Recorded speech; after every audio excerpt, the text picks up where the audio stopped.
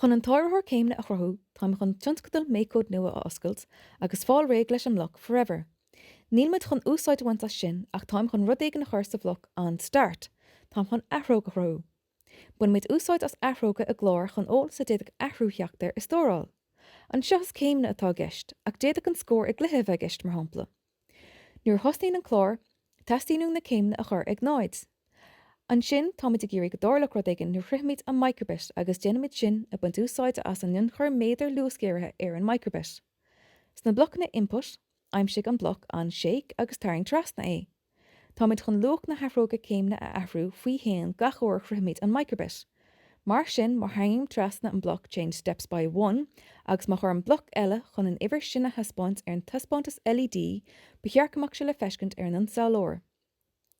Aim seo mé an athro céimna faoi variables agus taringín trasna go dtí an bloc show number A.